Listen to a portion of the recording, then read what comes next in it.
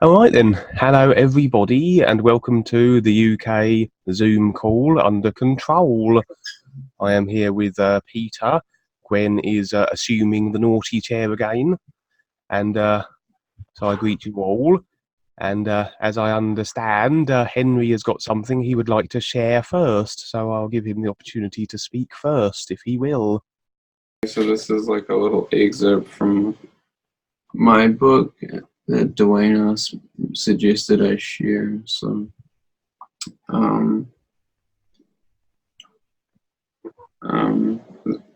sometimes during the very early Skype calls, it was about 5 a.m. New Zealand time, I'd be really tired and too tired to even get out of bed. So after a while, I would doze off, leaving my physical body into what Kevin Smith would call the in-betweeny state. I would still be hearing the words Dwayne was saying on the Skype call, but from the real side. I would actually be viewing the real side of the Skype call. One time when this happened, when I moved to the real side, I was still in bed, inside a room where the walls and floor were all shiny white. Outside the room was a park where I could hear Dwayne speaking, saying what he was on the Skype call. Inside the room, I heard a weird noise, like you would hear from a crab or a rattlesnake. Looking around, I noticed white amphibious reptilian-type creatures. I went to pick one up, and it bit my hand. It actually put my whole fist inside its mouth, despite my fist being about the size of the whole white transparent body. I managed to free my hand with another one of these when another one of these creatures grabbed my left hand. I was then really fed up with these little creatures and twisted its jaw back, flinging it across the room to free my hand. I could still hear the nasty things, but they'd become invisible, although I could occasionally spot them as the light reflected off them slightly. Yerbal Sakabi then entered the room, throwing me one end of a large tarp. I placed it on the floor, and he did the same. The tarp clung to the floor like Velcro, so we could see the shape of these little critters as they moved around. We jumped on them all, squashing them pretty fast, hearing their robotic parts making funny noises. We then walked outside to the park where Dwayne was talking. I could see all the people on the Skype call lying and sitting on the ground listening to him.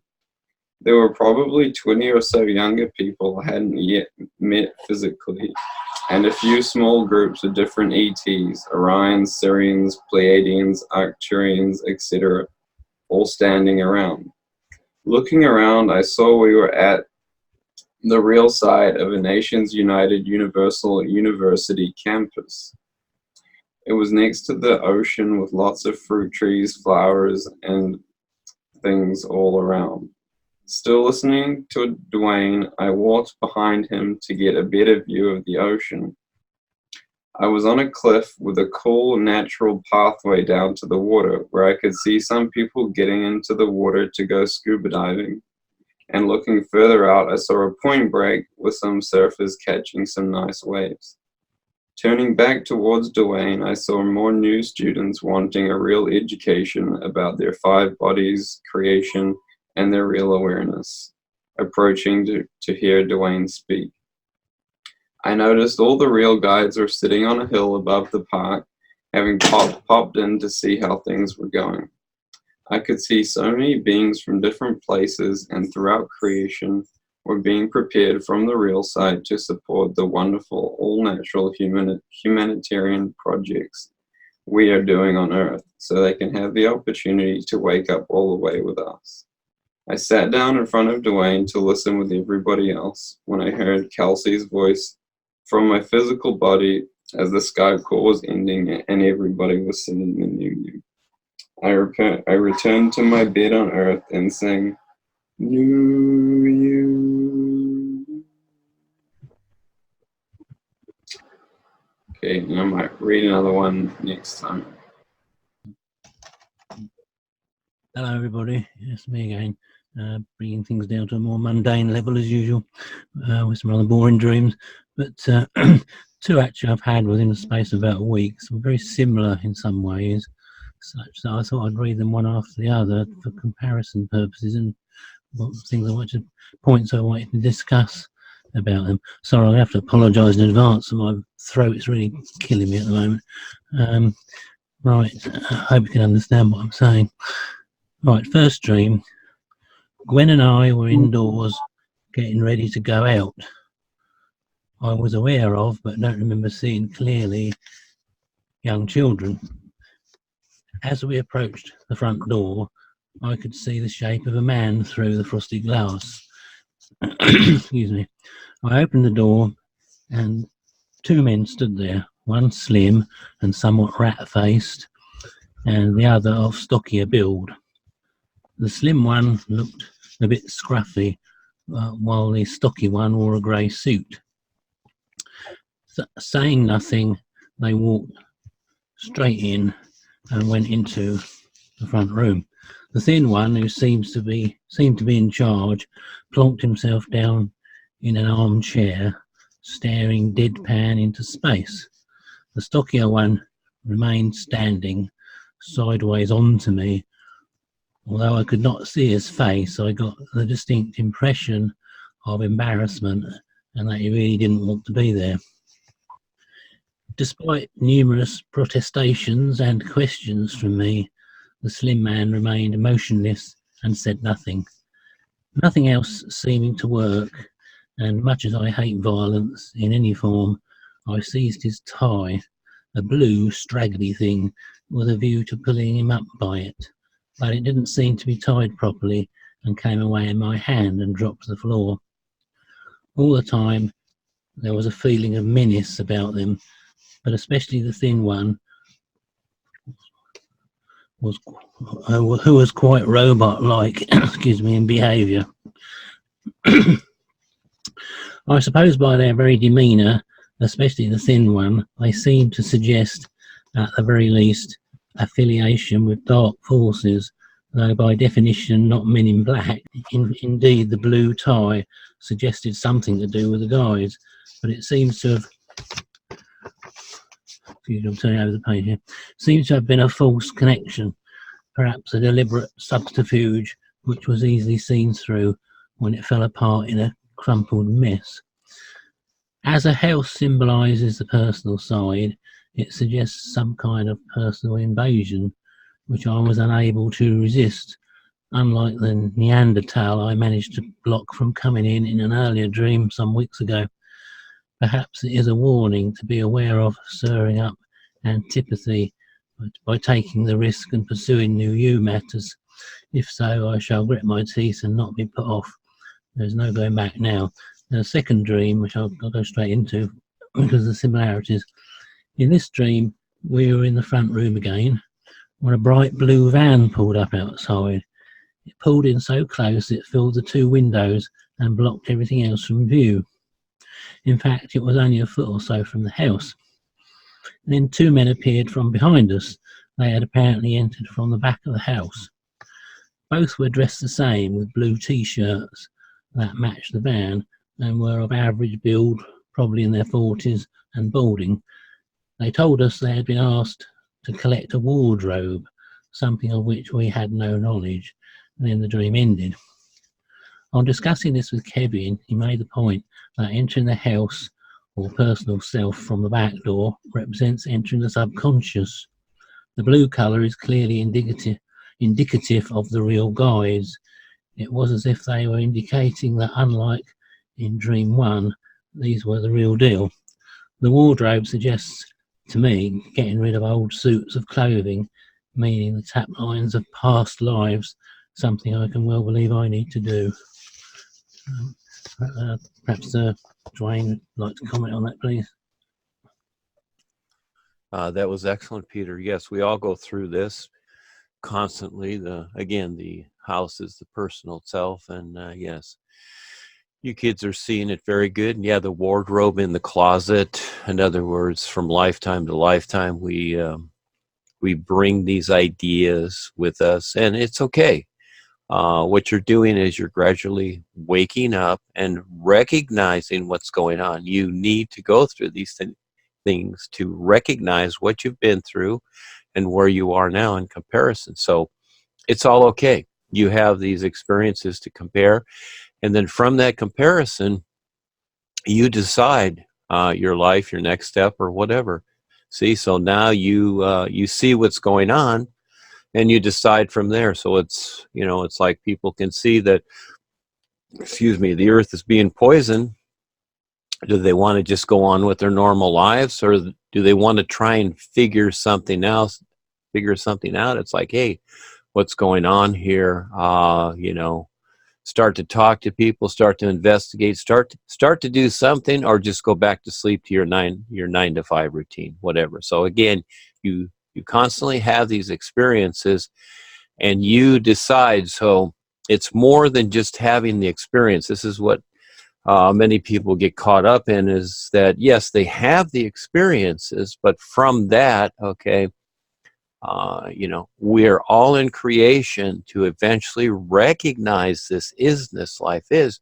We have this opportunity now. In the past, it was different things, or, you know, love the authoritarian gods, spiritual initiations, all these ideas that we've come to know in creation. Now there's a bigger picture, and that is recognizing the isness, and you decide how you're going to explore and do that, and also earn your way at the same time. That's very good, Peter. Thank you. Thank you for sharing. Right, thanks very much. I haven't got any more dreams at the moment, but I did have a very strange experience the other day here on the earthly plane, in my office, in fact. It was definitely not a dream. I was wide awake. I was on my own in the office, walking across the room to my desk.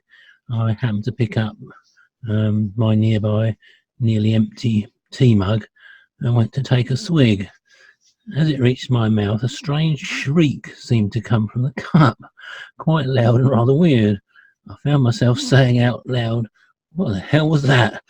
It hasn't been repeated, and when I think of it, there is certainly something amusing about it, and I tend to chuckle at the memory, but I don't know whether you've got any ideas what that was all about. What does Kevin say?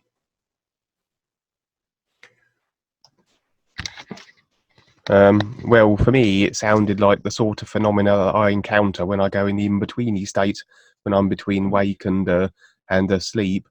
I tend to get a lot of phenomena of that nature. I can hear sort of sounds and see sort of imagery, and sort of weird things will float around my room.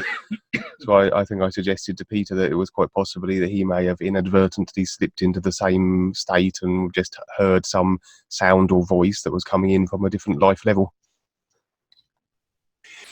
Yeah, these things are interesting where we're at here, just like Ava and, you know, other people.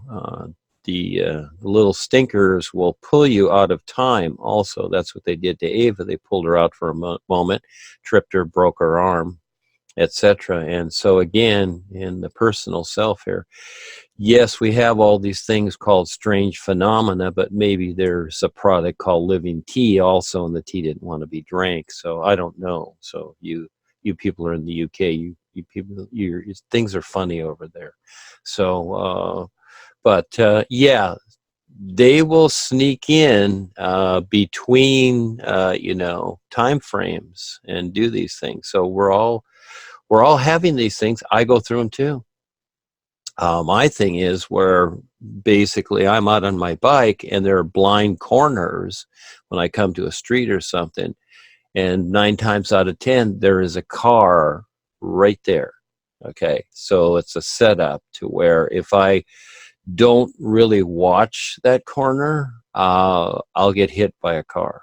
And I watch it all the time because I know one's there and I can even hear them, but many times, zoom, there it is right there. Or people will go through the stop sign at the corner where my house is. They will just drive right through. And if I were to walk out, I would be hit. So again, it's paying attention every single moment to these things and seeing how they work. Eventually we figure them out. So at first with our personal self, it reacts in a particular way, but after a while you look at it, after a while you discover it's not strange phenomena, it's just that things are going on all the time. that the personal self doesn't recognize, because again, it's usually fast forward with the ideas that it's already set up. It's like you're going to work, you're going to do this, you're going to do that, tomorrow you're going to do this and that. You see, you're already fast forward with these ideas and not in the moment paying attention. You're off chasing these ideas. And so again, most people don't see too with that, they're setting up their future lifetime. So as a person is thinking of something, maybe, you know, getting to work on the bus and thinking what they're going to do, well, all of a sudden the bus turns over, everybody dies. Well, that idea is still there into motion and carries you into future lifetimes, because that's your last moment, that's your last thought, you see. So it makes sense to learn to be now and pay attention and discover what this isness compared to creation. So these are the little subtleties that we go through until we wake up. Thank you, Peter. Right, okay, thanks for that. That's about me done, I'm afraid, for this week. Hi everyone, hi Dwayne. Yeah, I've just got two things to share. Just one of them's my son. He come to me last week. Obviously, I talk about the new presentation with him all the time. My youngest son, Zach. Yeah, and he come to me and he said, "Oh, Dad, I think I had a real sad experience." So basically, told him what it was, and it's pretty self-explanatory, really. It was just he said he was swimming in the sea, and he got caught in like a riptide or something, and he couldn't swim back to the shore. And basically, he said he was drowning, and he couldn't swim back no matter what he was doing, no matter which way he went. He just couldn't swim back. But he said all of a sudden, he said like a river in the sea. He said like a river of gold. The water turned gold, and he said he managed to that. He managed to get himself to the golden river in the sea, and the golden river took him back to shore, and he was safe. And that was just what my son told me, what he had last week. But I've been telling him, advising him to sing it for ages since I've been doing it. But like, I think is that because he was getting some bad nightmares and that. So I said, well, just sing the New Year's, you know, see what happens. And yeah, that's what happened. But as for me, well, it's a lot like I've been seeing. It's like I've been practicing being in the nanas all the time. All week I've been getting hammered with it all the time. Basically, all the time I'm practicing, and after, you know, when I'm just, you know, doing what I'm doing, just my normal life, I'm just getting like impressions, and it's like what Kevin said the other week about the spiders, and it was just like I'm just getting that impressions of spiders, big massive spiders over cityscapes, just spinning webs, and the one I've been getting today come really strong this afternoon. It's like it's the same. It's like it's a cityscape, but it's spiders, and then it's this massive machine. And I know what machine it is. It's a D-Wave. I don't know if anyone's familiar with a D-Wave. It's the quantum computer, and it's just like millions upon millions. That's the only number I can give it. And they just start spawning out of this machine, and that's it. That's the view I've got of that. And then it's just the spiders on the city, all over the cities, and that's what I'm getting. I've been hammered with it all week long. Everywhere I'm singing the New Year, when I'm practicing, I go out in the garden and do what I'm doing. I practice being in the now, practice being now, and that's what I'm getting. That's what I'm getting, Dwayne, and that's what I like to share. And that's it. That's all I got to say this week. Thank you. The spiders, yeah. Thank you, Kevin. Thank you, Dwayne. Yeah, you're seeing what's going on, Pearce. You're more aware of what's going on because we're on the earth here, and this is the first part, and etc. So yeah, thank you. Yeah, you're gonna scare everybody for sure, but yeah, thank you for sharing.